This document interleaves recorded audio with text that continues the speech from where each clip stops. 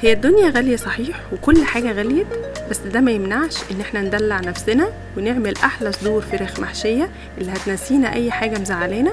تعالوا كده نبدأ وصفتنا. بسم الله والصلاة على الرسول.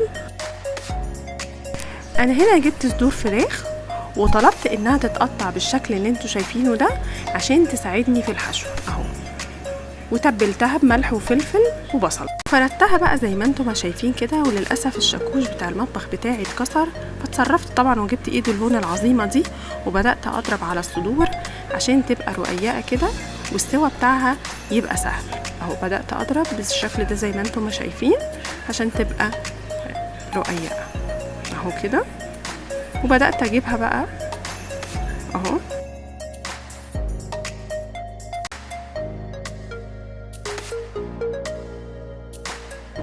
وهنا بقى بعد ما فردتها حطينا بقى لانشون وجبنه، ولو عايزه تستبدليها بسلامي او رومي مدخن براحتك خالص. وهنا هنبدا نلف، بس مش بالطريقه دي. هنعمل ايه؟ هنلف الاول الحشوه مع بعضها ونبدا بقى نلف عليها الفراخ.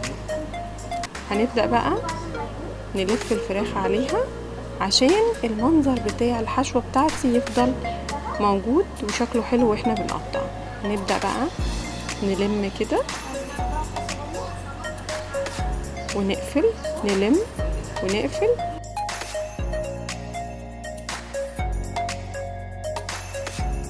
بالستيكس بتاعتي بقى كده اهو زي ما انتم شايفين. هنقفلها ازاي عشان نضمن ان الحشوة ما تخرجش؟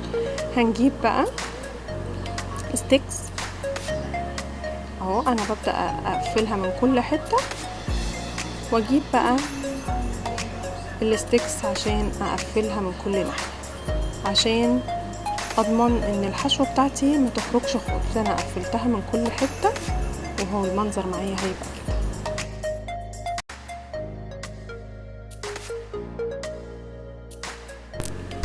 وهنا بقى لو انا مش حابه اعمل الحشوه بتاعتي اللي هي السلامي والجبنه، ممكن اعمله بالرز عادي. وهنا انا جبت رز مبهر عادي جدا اللي هو رز الحشوات بتاعتنا اللي هو حشو الحمام او حشو الفراخ. احشيها عادي جدا اهو زي ما انتم ما شايفين معايا كده، وهبدا بقى ايه الفها عادي جدا. بس هنا عندي ممكن طريقه تانية هقولها لكم برضو، ان انا ممكن احطها في بيض وبقسماط، وممكن اسلق الرول نفسه، وهوريكم الطريقتين معانا كده. هنبدأ بقى نلم اهو كده،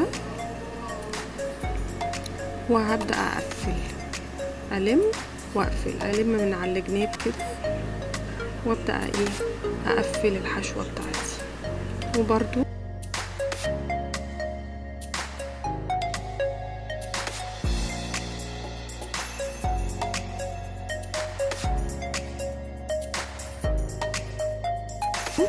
بالستيكس بتاعتي هقفل عشان الحشو برضو ما تقعش من عندي. وده شكله بعد ما خلصناه ولفيناه كله كده بالمنظر ده زي ما انتم ما شايفين معايا.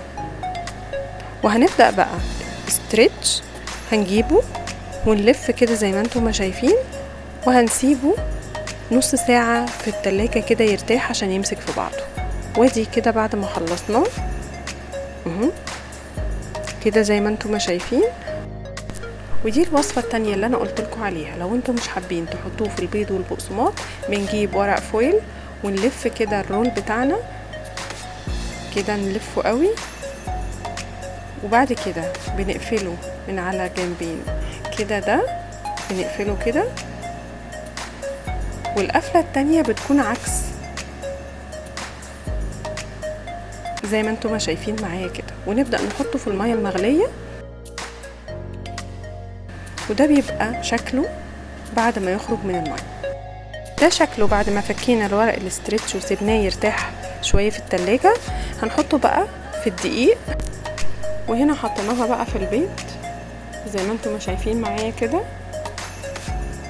وهبدأ بعد كده احطها في البقسماط، والبقسماط هنا حطاه عليه معلقتين من النشا عشان النشا بتحافظ على لونها وعلى القرمشه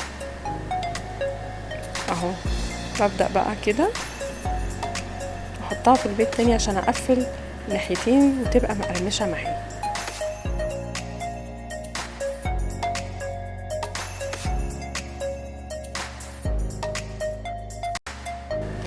هبدأ بقى اكون مسخنة الزيت بتاعي وابدأ احط وابدأ اقلب فيه كل شوية عشان اضمن ان السوا بتاعي يبقى مظبوط اهو، لغاية ما ياخد معايا اللون الذهبي الجميل ده.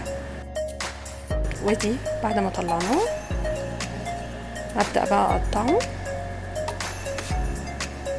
بيبقى الجبنة جوسي بقى وجميلة كده والسوا بتاعه بيبقى مظبوط اهو زي ما انتم شايفين معايا كده، فعلا جميلة يا جماعة. بصوا الجبنة عاملة ازاي، تحفة واهو زي ما انتم شايفين معايا كده. ودي الطريقة التانية اللي احنا سلقنا فيها الرول بتاعنا.